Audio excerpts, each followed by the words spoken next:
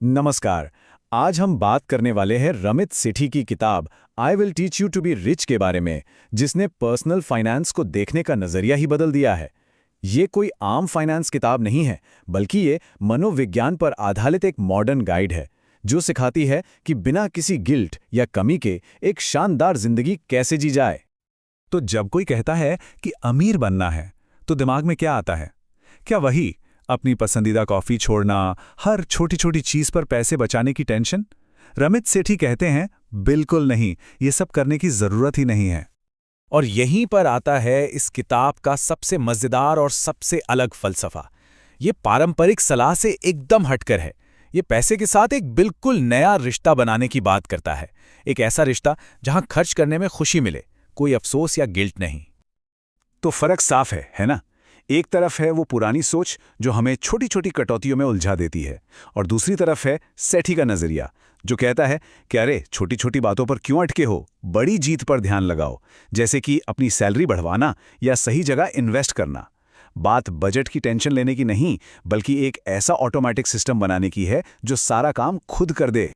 लेकिन इससे पहले कि हम नंबरों और इन्वेस्टमेंट की दुनिया में खो जाएं, एक बहुत जरूरी सवाल है। एक अमीर जीवन का असल में मतलब क्या है? क्या इसका मतलब दुनिया घूमना है, या फिर परिवार के साथ ज्यादा से ज्यादा वक्त बिताना, या शायद अपना खुद का कुछ शुरू करना?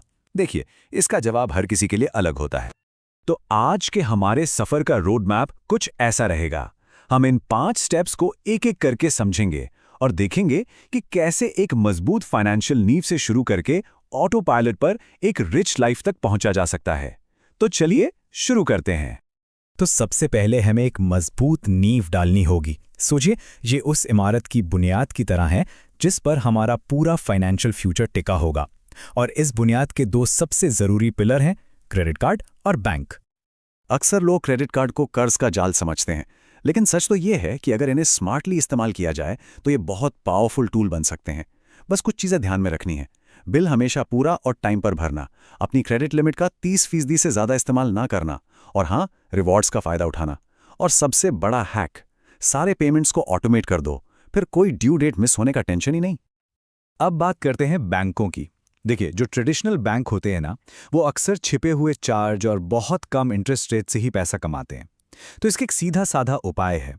एक ऐसा चेकिंग अकाउंट खोलें जिसमें कोई फीस ना हो, और साथ में एक high yield online savings account. सुनने में ये छोटा लगता है, लेकिन यकीन मानिए, इससे बचत पर बहुत बड़ा फर्क पड़ता है। ठीक है, तो हमारी नींव अब मजबूत हो चुकी है। अब बारी है दौलत बनाने वाले सबसे पावरफुल इंजन को स्टार्ट करने की, यानी इन्वेस्टिंग। ये वो स्टेप है जहां पैसा हमारे लिए काम करना शुरू करता है। और सबसे अच्छी बात यह है कि इसके लिए कोई रॉकेट साइंटिस्ट होने की जरूरत नहीं है। इन्वेस्टिंग का एक गोल्डन रूल है जिसे समझना बहुत जरूरी है। लोग अक्सर मार्केट को टाइम करने की कोशिश में लगे रहते हैं कि कब पैसा लगाएं, कब निकालें। लेकिन असली खेल टाइमिंग द मार्केट का नहीं, बल्कि टाइम इन द मार्केट का है। मतलब जरूरी यह नहीं कि कब शुरू किया, जरूरी यह है कि कितनी देर तक टिके रहें। तो शुरू कहां से करें? बहुत आसान है। ये कुछ सिंपल लेकिन बहुत असरदार टूल्स हैं। अगर कंपनी 401 के मैच दे रही है, तो वो तो समझो मुफ्त का पैसा है, उसे बिल्कुल नहीं छोड़ना चाहिए। इसके अलावा एक IRA अकाउंट खोलकर कम लागत वाले इंडेक्स फंड्स या टारगेट डेट फंड्स में इन्वेस्ट करना एक बेहतरीन ऑप्शन है। यही है वो set it and forget it वाली स्ट्रेटजी। और अगर ये सब सुनने में थोड़ा बोरिंग लग रहा है, तो जरा इस नंबर पे नजर डालिए। इसे कहते हैं कंपाउंडिंग की ताकत, या चक्रवृद्धि ब्याज का जादू। सोचकर देखिए, 40 साल तक हर महीने सिर्फ $100, मतलब करीब 8,000 रुपए का इन्वेस्टमेंट, और वो बन जाता है लगभग $217,000। ये दिखाता है कि छोटे छोटे लगातार किए गए इन्वेस्टमेंट्स वक्त के साथ कितना बड़ा रूप ले सकते हैं। तो फिर असली रिस्क क्या है? लोग कहते हैं इन्वेस्टिंग रिस्की है, लेकिन रमित सेठी के हिसाब से असली रिस्क इन्वेस्ट न करने में है। क्योंकि जब हम सही समय का इंतजार करते हैं, तो महंगाई चुपचाप हमारी बचत को खाती रहती है। चलिए, अब आते हैं इस पूरे सिस्टम के इंजन रूम में। ये वो जगह है जहां हम तय करते हैं कि हमारा पैसा कहां जाएगा, और फिर पूरी चीज को ऑटो पायलट मोड पर डाल देते हैं। इसका नाम है कॉन्शियस स्पेंडिंग प्लान।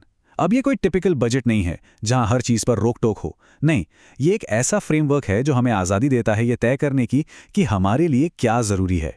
ये उन चीज़ों पर पैसा खर्च करने के बारे में है जिनसे हमें सच में खुशी मिलती है। तो ये काम कैसे करता है? अपनी इनकम को इन 4 हिस्सों में बांटना है। लगभग 50 से 60% जाएगा फिक्स्ड कॉस्ट में, जैसे किराया, बिल्स वगैरह। 10% सीधा इन्वेस्टमेंट में, 10% सेविंग्स गोल्स के लिए, जैसे कोई वेकेशन या इमरजेंसी फंड।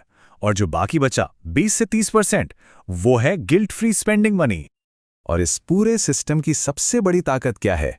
ऑटोमेशन। क्योंकि देखिए, विल पावर तो आती जाती रहती है, लेकिन एक बार सेट किया हुआ सिस्टम हमेशा काम करता है। सिस्टम आत्मनियंत्रण से कहीं ज्यादा भरोसेमंद है। तो ये ऑटोमेशन दिखता कैसा है? बहुत सिंपल है। सैलरी आती है चेकिंग अकाउंट में, वहां से एक फिक्स्ड अमाउंट ऑटोमेटिकली इन्वेस्ट हो जाता है, दूसरा अमाउंट ऑटोमेटिकली सेविंग्स अकाउंट में चला जाता है, बिल्स भी ऑटोमेटिकली पे हो जाते हैं। अब जो चेकिंग अकाउंट में बचा, वो पैसा बिना किसी गिल्ट के खर्च करने के लिए है। कोई रोज रोज का हिसाब नहीं, कोई टेंशन नहीं। तो अब जब हमारा फाइनेंशियल सिस्टम ऑटो पायलट पर है, तो अब क्या? अब हम वापस उस बड़ी तस्वीर पर आते हैं, यानी अपने जीवन को अपनी मर्जी से डिजाइन करने पर। याद है हमने रिच लाइफ की बात की थी? वो हर किसी के लिए अलग दिखती है। शायद इसका मतलब हो बिना बैंक बैलेंस देखे दुनिया घूमना, या बिना स्ट्रेस लिए अपने परिवार वालों को तोहफे देना, या फिर हिम्मत करके नौकरी छोड़ना और अपना पैशन फॉलो करना। ये सिस्टम हमें इन्हीं सपनों को पूरा करने की आज़ादी देता है। और आखिर में सबसे ज़रूरी बात, पैसा खुद में कोई मंजिल नहीं है। ये बस एक जरिया है, एक टूल है, एक ऐसा टूल जो हमें आज़ादी और चॉइस देता है, वो जिंदगी जीने की जिसका हम सपना देखते हैं। तो सिस्टम ऑटोमेट हो चुका है। अब सोचने वाली बात यह है कि वो रिच लाइफ या अमीर जीवन असल में कैसा दिखता है।